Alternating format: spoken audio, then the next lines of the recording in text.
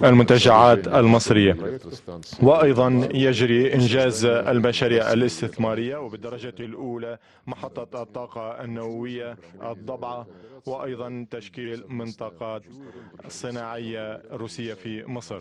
ويلعب دورا كبيرا هنا اللجنة الحكومية الاقتصادية للتعاون التجاري والاقتصادي المشتركة، حيث ستعقد أو عقدت جلستها في يونيو من هذا العام. وكان قد أشير فيها إلى أنواع التطور في العلاقات the types of development between the two countries. ودولتنا تقف مع الدور المركزي للأمم المتحدة. The state is standing centrally with the United Nations to solve the international conflicts based on the agreement. Also, we've agreed upon to cooperate in different issues related to the United Nations and others. And we've already exchanged the point of views on the situation in Libya and how the foreign players would help the Libyan people, as it took place last year through Berlin Conference, as well as holding elections in Libya, and we fully support the process of elections as well as fostering the governmental entities and forming the united armed forces. And we have one stance regarding with the withdrawal of the foreign troops that should be happen gradually and in harmony. And also we reaffirmed the role of the UN convoys or envoys in Libya, and to guarantee its work on the ground. We've already talked in details upon a peaceful settlement of Syrian crisis, and to preserve the unity of their lands in Syria. And we've already pointed out to the main role to provide the assistance to the Syrians to overcome the repercussions of its crisis that lasted for years, and to work not to politicize the introducing the humanitarian aids to this country. And we have also a united stance regarding the form of the two countries, of the two states with regard to the Palestinian cause, based on sorting out all issues only through the direct negotiations between the Palestinians and the Israelis. And we support such talks, and we support the resuming of the quadrilateral work with the participation of the LAS and Russia, and Egypt is doing its full support and exerting no efforts with the Palestinians to unite them. Talks were fruitful and productive, that reflected the cooperation of the high levels between the two sides. Thanks to Your Excellency, my friend Lavrov, for the good hospitality and such an in-depth tour of mutual talks on the means of fostering the bilateral relationships, as well as the cooperation in the framework of exchanging the regional and international cases, and the mutual or the common work to face the challenges and the ability to confront in its way, as long as there is coordination between us. And we've already talked the features of the bilateral relationships, and we've expressed our satisfaction to the role on the ministerial level, ministries of tourism, as well as the joint committee work to activate the fields of work which are regain or gets mutual interest for the both sides, whether it is in a field of a nuclear plant or in the industrial zone, or rather to fostering the movement of tourism. And we are looking forward to continue such activating such cooperation and the regain of the trade position that affected to larger scale of the COVID-19, but it is still fruitful and pays attention from both sides. And we look for more relationships and more cooperation. We've already talked about the regional issues and the importance of working to end the Israeli-Palestinian conflict and fostering the two-state solution, and the sponsorship of all means to reach a last and just solution for the Palestinian cause, to provide the establishment of the Palestinian state on the 67 borders and its eastern Jerusalem as its capital, as well as the reconciliation between the Palestinians to achieve the unity between the all related parties in the Palestine. Also, we've tackled to maintain the stability and the unity of the Libyan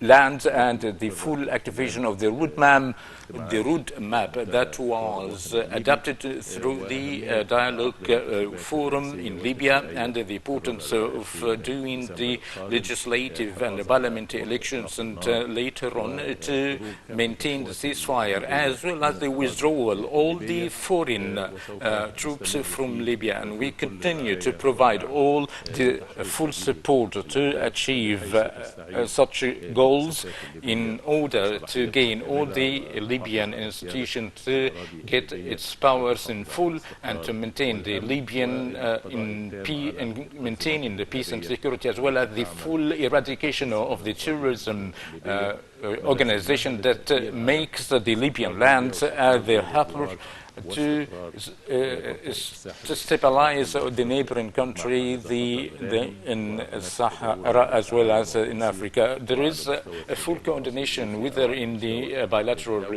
relationship between Egypt and Russia or internationally, to overcome such a very dangerous phenomenon. Also, we've talked on situations in Syria and how to force her to get out of the Syrian crisis in a form that goes aligned with the legal amendment, as well as I've already reported, His Excellency, Mr. Minister, the latest development of the grid, in particular the last communique that issued between the Security Council, and we thank the Russian part in Egypt's stance in discuss such an issue in the Security Council, as well as the cooperation between us, as due to the nature of existence of such an issue, and it's important to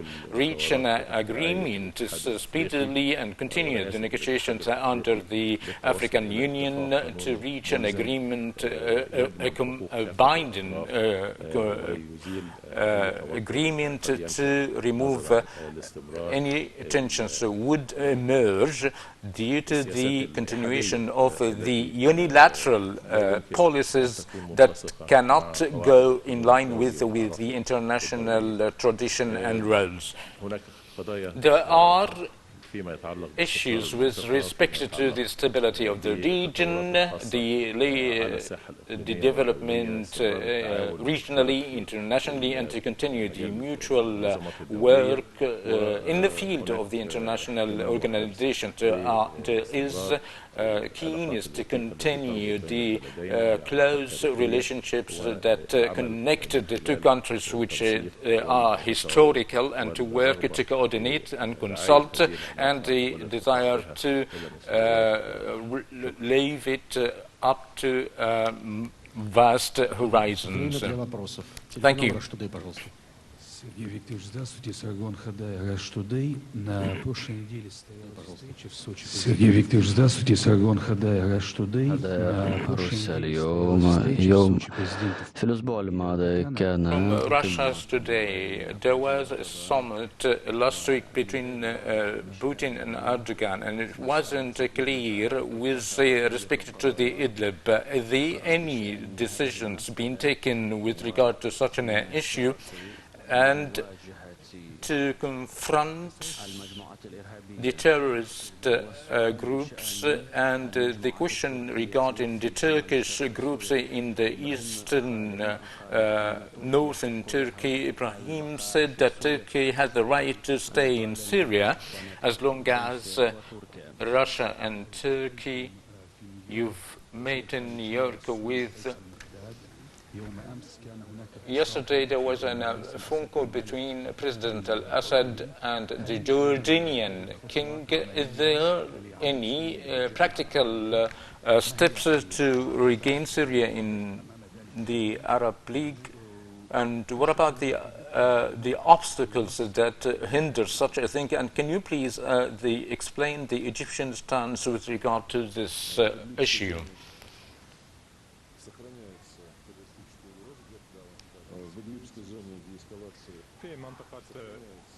In Idlib, with respect to Idlib, this threat still continues and sometimes increases, and we've expressed our concern with such an issue. And the terrorist groups still continue to stay in Idlib, attacking the Syrian army units against also the Russian troops. Therefore, Russia affirms the necessity of complementing the agreement between Putin and to isolate the terrorist group, in particular of Levant, no matter their form is, and the ultimate goal is to eradicate the terrorist groups, and we are actually continue to go into that path, and we are going to affirm to complete and execute such an agreement in full. With respect to the presence of foreign troops on the Syrian lands, as it is known in the the resolution 2254 that hasn't been cancelled, but unanimously adopted in Security Council to affirm the unity and the integrity of the Syrian lands. Accordingly, the armed forces of such countries were invited by the Syrian government, have the right to be imprisoned in this country, and do not goes for the U.S. Troops. In addition to the regular or the official troops, there are some troops for military companies that should take into consideration. With respect to the declaration, I affirm the Erdogan's statement that affirmed many times that the Syrian Republic is independent, and Turkey is going to respect the unity and the integrity of such a country. And we are, in case of settlement, we are going to commend this stance. On the margins of the General Assembly of the United Nations, in light of the latest developments of the Syrian crisis, Egypt is very keen to solve the crisis because of the suffering that took place for the last years, and certainly considers that Syria is a part and parcel of the Arab sphere, and historically Syrian-Egyptian relationships of a great concern.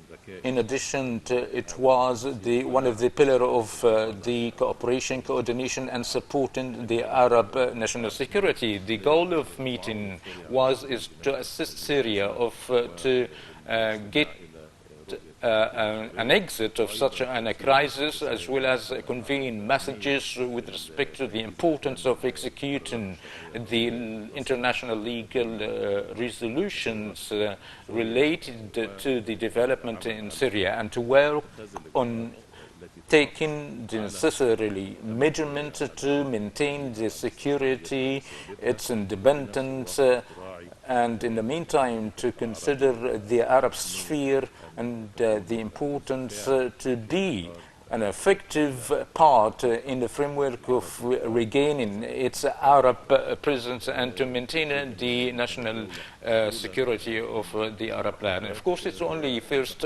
round of the talks, and we are expecting the outcome taken by the Syrian government in the framework of the political solution in Syria, and as well as affecting the path of the Constitutional Committee discussions, and considering the human situations to ease their sufferings and to fulfill their needs. Egypt is always to support the peace and stability, and sees the necessity of exiting all causing harms to the Syrian lands, and to continue to work with this issue on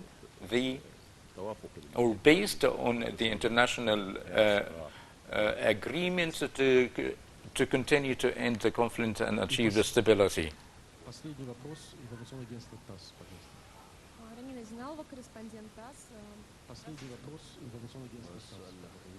The last question, a correspondent. I would like to say that a previous diplomat, Fumio Kisiva, as a premier in Japan, how would affect such elections on the Russian-Japanese relationships? We had no time to discuss the situation in Japan with His Excellency Mr. Foreign Minister. It's premature that this new government would affect on anything. It's just been reformed, but as soon as possible, as announced by the new Prime Minister, the elections will take place in the Parliament, and as far as I know, that they will prepare for such an election right now, and hence, after forming the permanent government, how would we evaluate its work with respect to the foreign relationships? And we should consider the political destination for this government, but with respect to the new premier, during his work as a foreign minister, there was constructive relationships between us, and I would like to point out during his tenure as a foreign minister, we were formed a vision according to the directives of the two parties with respect to the Korean islands, and we will consider and see how the relationships would change, as well as the cooperation between